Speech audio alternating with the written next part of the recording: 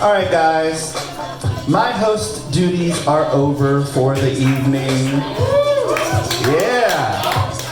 Your next host, when the last comic said something about Hitler, she went, ooh. That is the most bizarre reaction to Hitler. I can't wait to hear more from her. Give it up for Joey Friedman!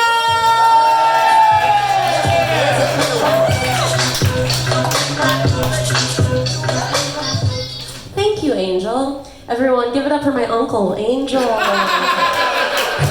Thanks for having me. It's all nepotism here tonight. So you want to know my favorite thing about surprise hosting an apolitical comedy show? Having a fucking opinion. And I'll tell you, my opinion in clinical terminologies is a lot like my uterus, in that it's huge and you find a lot of shit up there that you just don't expect. I'm not actually pro-choice, I love the color of this shirt. I call it Midnight Labia. This shirt is actually like a jersey athletic mesh material, which is just a precaution for anyone wearing it who can possibly get pregnant. So if we're found in one of the 26 states that wants to ban abortions, we can run away real fast. And it's moisture wicking too, so that we don't get so wet and become the animals we really are. That's what happens.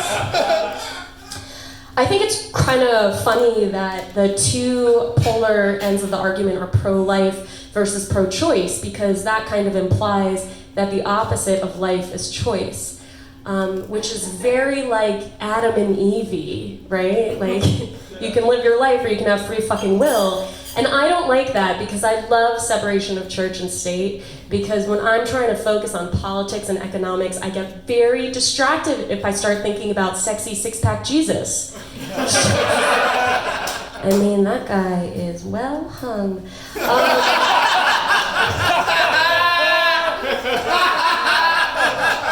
Some pro-lifers say that if abortion becomes illegal again, that people who get abortions should go through some sort of punishment. And I'm like, aren't your billboards enough? Why do they think that abortion is like fucking brunch, okay? Like, you go in, you have some fucking smoked salmon, mimosas, and be with a bunch of drunk bitches. The drunk bitches part is true, but nothing else of that equation happens. Abortion is physically and emotionally so painful, like no one wants to be in that position. But it's a very manly white man thing to think that enjoyment is the same thing as appreciation. Like, they appreciate the opportunity to get an abortion, they don't enjoy it, right? Like, I appreciate the idea of oral sex, but you guys all suck at it. I'm happy that the option is there, but I don't enjoy it. I am pro-choice. The reason why I became pro-choice is because I think that we will soon develop the science and technology to be able to detect early-term far-rightness in embryos.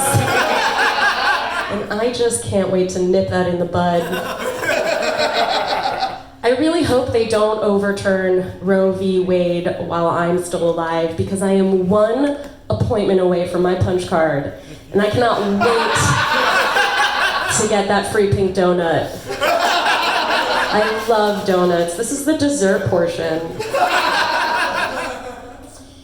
I think it's really ironic that SCOTUS is really mad that somebody infringed on the body of the court. Sorry.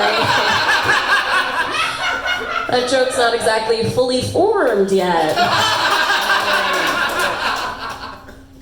The reason that they want to overturn Roe v. Wade is because they think that the decision to have an abortion should be made by politicians and not by the courts. And this got me thinking, and I have this crazy idea, like, you guys are gonna be like, Joey, you're fucking crazy, you must have cancer, this is crazy.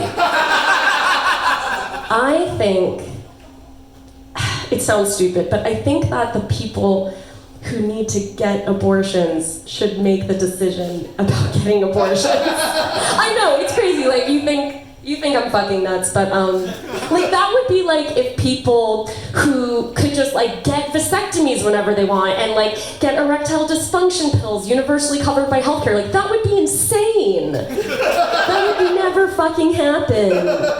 I do think that men should be involved in decisions for abortion because they're a part of the process, right? I mean, they commit 99% of rape, so.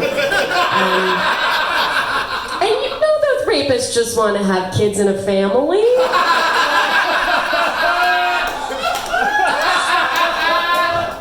Just want to raise them in a Christian home. I've taken Plan B a number of times in my life, and every time that I took Plan B was with the same individual that I had sex with. And every time we had sex, we actually wore a condom. But his penis was so petite that the condom got lost in my cavernous Venus flytrap of a vagina. Okay? His name's Aaron, and he owes me $100 fucking. My Venmo is Joey-Friedman-3 if you're watching this. Which is why I think it would also be an economical decision to ban all small penises. Because then I wouldn't have been in that position.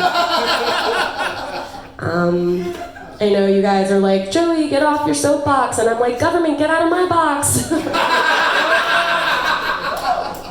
Box is a word for vagina, Angel. If you've never seen one. I'm a bad feminist. I'm a bad feminist because I was raised in the 90s and I watched terribly misogynistic movies like Grease. I could quote to you every rapey word of Grease. All I wanted as a 13-year-old was to go to the prom and get cheated on by Danny Zuko and some lady named Cha-Cha Chica Gorio. That was like all that I wanted in life, and it never fucking happened. I think that when I was a kid, I had a bit of body dysmorphia, and I think that because when I looked in the mirror, I saw the land before time. And as I got older, you know, I grew, I went to therapy, and now I look in the mirror and I see Jurassic Park.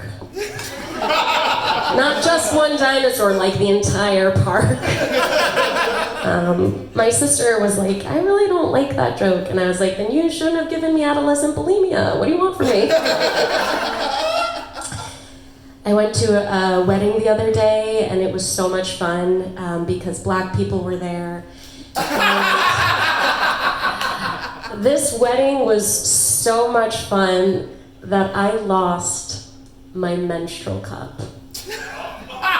This is a medical necessity that, mind you, was inside of me, the fly trap. And I lost it. I left it in a public restroom for some drunk bridesmaid to like take a shot out of. Thank you, Robbie and Jess, for the good time, good memories.